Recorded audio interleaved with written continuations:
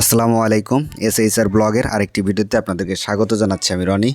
আজকে আমার স্বল্প দিনের অভিজ্ঞতা থেকে আপনাদেরকে জানাবো বুনো কবুতর সহ যে কোনো কবুতর আবদ্ধ অবস্থায় নাকি ছেড়ে পালন সুবিধাজনক।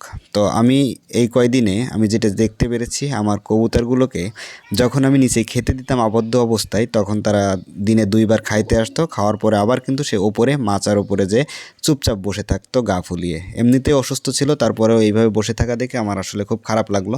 পরবর্তীতে কয়েকজনের সাথে কথা বলে বুঝলাম যে কবুতরগুলোকে একটু ছেড়ে দিয়ে বোঝা যাক যে তারা কেমন থাকে।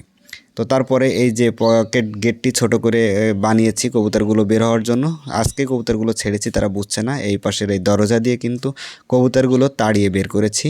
তো বের করার পরে কিন্তু তারা দেখতেই পাচ্ছেন যে কিভাবে রোদে তাদের শরীরকে মেলে দিয়ে তারা রোদ খাচ্ছে, রোদের তাপ নিচ্ছে। তো কবুতরগুলো স্বাচ্ছন্দ্যবোধ করছে, হয়তো অবশ্যই করছে।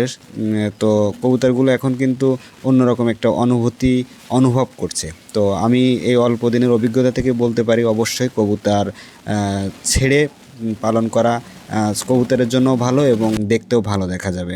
তো আমি কবুতরগুলো ওহিদ পিজন ফার্ম চুকনগরের একজনের কাছ থেকে নিয়ে গেছিলাম। সে একজন বাটপার, সে আমাকে কবুতরগুলো দিয়ে ঠকিয়েছে।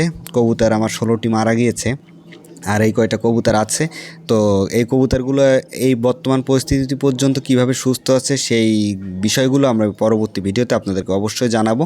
তো এই বাটপারের কাছ থেকে আপনারা সবাই সতর্ক থাকবেন। তার ফার্ম থেকে কিন্তু সে কোনো কবুতর বিক্রি করে না, সে বাজার থেকে কবুতরগুলো কিনে এনে অ্যাড দিয়ে কবুতরগুলো বিক্রি করে।